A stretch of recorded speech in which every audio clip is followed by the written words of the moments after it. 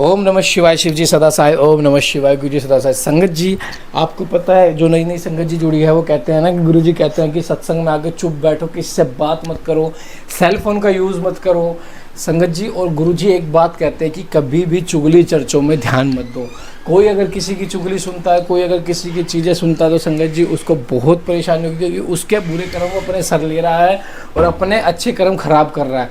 और उसको जिसकी हम चुगली करते हैं ना संगत जी, गुरु जी क्यों कहते हैं इसका कारण, जिसकी हम चुगली करते हैं ना संगत जी, हम उसको अपने अच्छे कर्म दे रहे हैं, उसके बुरे कर्म अपने सर ले रहे हैं।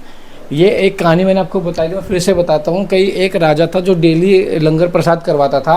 तो एक बार ऊपर से चील एक सांप को लेके जा रही थी और सांप को पंजों में ले रखा था। जैसे ही वो ऊपर से गुजरी, जहाँ टेंट लगा हुआ जहाँ पे सब्जी बन रही थी, तो सांप सब्जी में आगे गिर गया और सारा जहर सब्जी में मिल गया और वो वहाँ पे ब्राह्मणों ने खा लिया और सभी ब्राह्मणों की मृत्यु हो गई। तो फिर सभी देवता गण सब हैरान हो गए कि किस पे हम अपराध लगाए इन ब्राह्मण की मृत्यु का। तो 3 ब्राह्मण साइड में खड़े होकर चुगली कर रहे थे राजा की कि ये देखो राजा भोजन पे बुलाता और ब्राह्मण को मार देता, राजा भोजन पे बुलाता ब्राह्मण को मार देता है। तो फिर वहाँ पे देवता उपस्थित थे, तो उन्होंने कहा कि क्यों ये तीनों ही उसके कारण हैं, क्योंकि राजा का कोई दोष नहीं है, चील ऊपर से लेके जाती, सांप का कोई दोष नहीं है, वो अपने नीचे से प्रभावित, चील अपने लिए जा रही थी, तो किसी का दोष नहीं। जो जिसने चुगली करी सारा दोष उनके सर आ गया। इसलिए गुरुजी कहते हैं कभी भी किसी की चुगली मत करो। किसी की चुगली करना मतलब उसके पाप को अपने सर पे लेना। तो संगत जी पाठ को एंड तक जरूर सुने। और 7 जुलाई लंगर सेवा होगी संगत जी। जय गुरु जी, शुक्राना गुरु जी। ओम नमः शिवाय। शिव जी सदा सहाय। ओम नमः शिवाय। गुरु जी सदा सहाय। जय गुरु जी। जय गुरु जी। जय गुरु जी।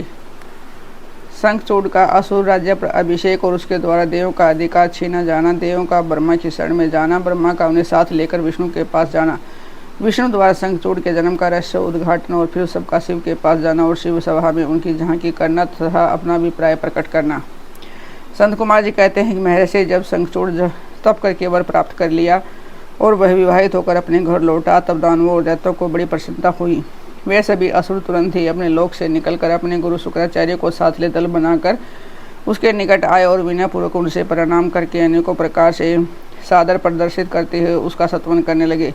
फिर उसे अपना तेजस्वी स्वामी मानकर अत्यंत प्रेम भाव से उसके पास ही खड़े हो गए। उधर दम्भ कुमार शंखचूड़ ने भी अपने कुल गुरु शुक्राचार्य को आया हुआ देखकर बड़े आदर और भक्ति के साथ उन्हें साष्टांग प्रणाम किया।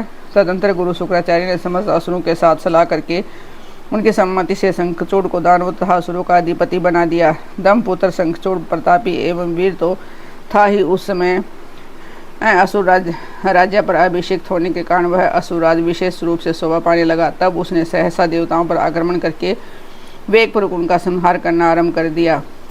संपूर्ण देवता मिलकर भी उसके उत्कृष्ट तेज को सहन न कर सके, अतः वे समरभूमि से भाग चले और दीन होकर यथातत्र पर्वतों की खवाओं में जा छिपे। उनकी स्वतंत्रता जाती रही। वे शंखचूड़ के वशवर्ती होने के कारण प्रवाहीन हो गए। उधर सूरवीर प्रतापी दम्भ कुमार दानवराज शंखचूड़ ने भी संपूर्ण लोकों को जीतकर देवताओं का सारा अधिकार छीन लिया। वह त्रिलोकी को अपने अधीन करके संपूर्ण लोकों पर शासन करने लगा और स्वयं इंद्र बनकर सारे यज्ञभागों को भी हड़पने लगा तथा अपनी शक्ति से कुबेर, सोम, सूर्य, अग्नि, यम और वायु आदि के अधिकारों का भी पालन कराने लगा। उस समय महान बल पराक्रम से संपन्न महावीर शंखचूड़ समस्त देवताओं, असुरों, दानवों, राक्षसों, गंधर्वों, नागों, किन्नरों, मनुष्य तथा त्रिलोकी के अन्य प्राणियों का एक अक्षर सम्राट था। इस प्रकार महान राजेश्वर शंखचूड़ बहुत वर्षों तक संपूर्ण भुवनों के राज्य का उपभोग करता रहा। उसके राज्य में न अकाल पड़ता था, न महामारी और न ही अशुभ ग्रहों का ही प्रकोप होता था। आदि व्याधियाँ भी अपना प्रभाव नहीं डाल पाती थी और सारी प्रजा सदा सुखी रहती थी। पृथ्वी बिना जोते ही अनेक प्रकार के धान्य उत्पन्न करती थी। नाना प्रकार की युवतियाँ उत्तम उत्तम फलों और रसों से युक्त थी। उत्तम उत्तम प्राणियों की खादानें थी। समुद्र अपने तटों पर निरंतर ढेर के ढेर बिखेरते रहते थे। वृक्षों में सदा फल पुष्प फल लगे रहते थे। सरिताओं में सुस्वादु नदी नीर बहता रहता था। देवताओं के अतिरिक्त सभी जीव सुखी थे। उनमें किसी प्रकार का विकार नहीं उत्पन्न होता था। चारों वर्णों और आश्रमों के सभी लोग अपने अपने धर्म में स्थित रहते थे। इस प्रकार जब वह त्रिलोकी का शासन कर रहा था, उस समय कोई भी दुखी नहीं था। केवल देवता भ्रातृद्रोहवश दुख उठा रहे थे। मुनि महाबली शंखचूड़ गोलोक निवासी श्री कृष्ण का परम मित्र था। साधु स्वभाव वाला वह सदा श्री कृष्ण की भक्ति में निरत रहता था।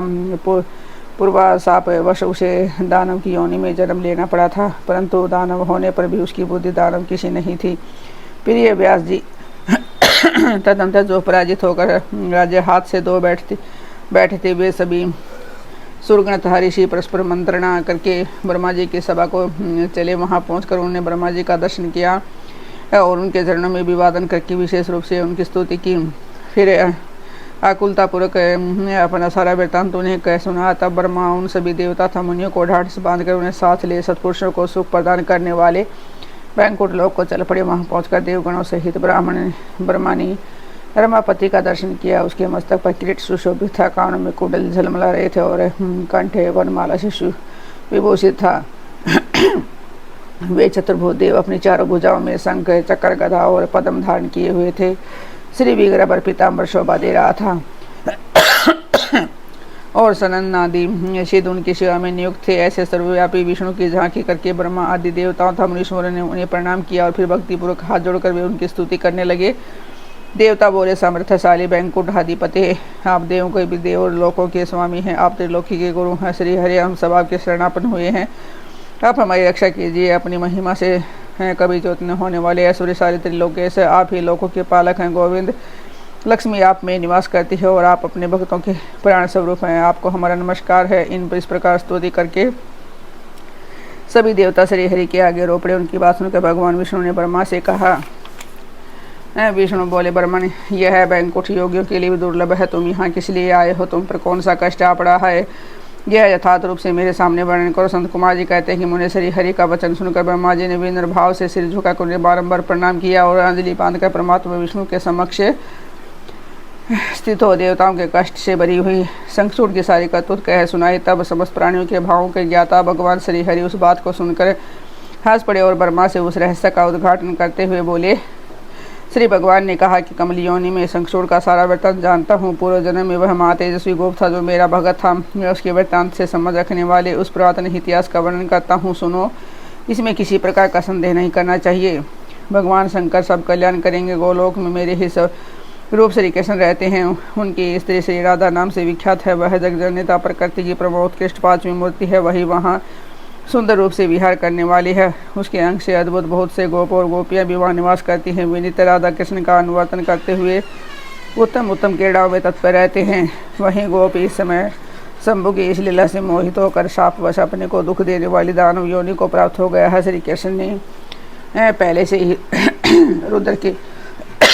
रुद्र के त्रिशूल से उसकी मृत्यु निर्धारित कर दी थी।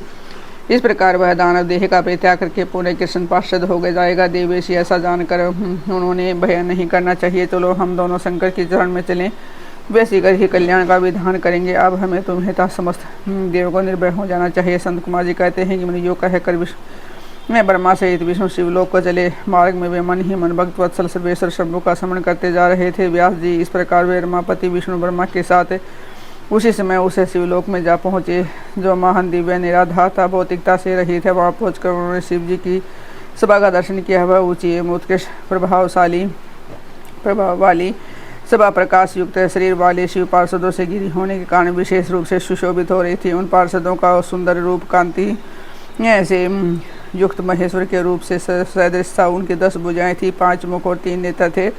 गले में नीला चिन्ह तथा शरीर का वर्णन अत्यंत गो था। वे सभी श्रेष्ठ रत्नों से युक्त रुद्राक्ष और भस्म के आभरण से विभूषित। वह मनोवर सभा नवीन चंद्रमंडल के समान आकार वाली और चौकोर थी।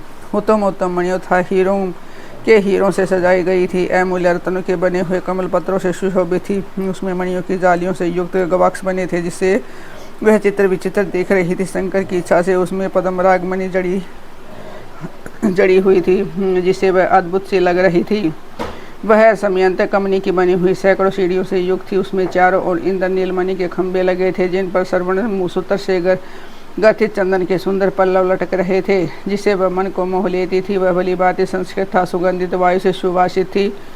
1 सहस्त्र योजन विस्तार वाली वह सभा बहुत से किंकरों से खचाखच भरी थी। उसके मध्य भाग में अमूल्य रत्नों द्वारा निर्मित एक विचित्र सिंहासन था। उसी पर उमा सहित शंकर विराजमान थे। उन्हें सुरेश्वर विष्णु ने देखा।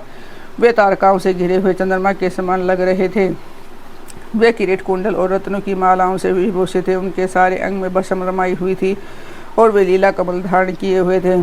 महान उल्लास से भरे हुए उमाकांत का मन शांत था, प्रसन्न था। देवी पार्वती ने उसे सुवासित तांबूल प्रदान किया था, जिसे वे चबा रहे थे। शिवगण हाथ में सफेद चवर लेकर परम भक्ति के साथ उनकी सेवा कर रहे थे और सिद्ध भक्ति बस सिर झुकाकर उनके सत्वन में लगे थे। वे गुणातीत परेशान थे, देवों के जनक, सर्वव्यापी, निर्विकल्प, निराकार, स्वेच्छा अनुसार साकार, कल्याण स्वरूप, माया रहित, अजन्मा, आध माया के अधीश्वर, प्रकृति और पुरुष से भी प्रातपर, सर्वसर्मथ, परिपूर्णतम और समता युक्त हैं। ऐसे विशिष्ट गुणों से युक्त शिव को देखकर ब्रह्मा और विष्णु ने हाथ जोड़कर उन्हें प्रणाम किया और फिर वे स्तुति करने लगे। त्रिविध प्रकार से स्तुति करके अंत में वे बोले, भगवान आप दीनों और अनाथों के सहायक, दीनों के प्रतिपालक, दीन बंधु, त्रिलोकी के अधीश्वर और शरणागत वत्सल हैं। गौरी से हमारा उद्धार कीजिए। परमेश्वर हम पर कृपा कीजिए। नाथ हम आपके ही अधीन हैं, अब आपकी जैसी इच्छा हो वैसा करें। जय गुरु जी, शुक्राना गुरु जी, अनंतम शुक्राना, लख लख बार शुक्राना। संगत जी 7 जुलाई गुरु जी की लंगर सेवा होगी। संगत जी बहुत बड़ी सेवा होगी इस बार। संगत जी हम आपको शेयर भी करेंगे क्योंकि बहुत बड़ी सेवा होने जा रही है। गुरु जी ने बहुत बड़ी कृपा करी है और ये सब गुरु जी की कृपा से ही हो रहा, वरना हम कौन है जो ये कर सकते हैं। गुरु को आपका बहुत बहुत शुक्राना। संगत जी जो भी संगत जी कॉन्ट्रीब्यूशन करना चाहता है वो कर सकते हैं। जय गुरु जी, शुक्राना गुरु जी।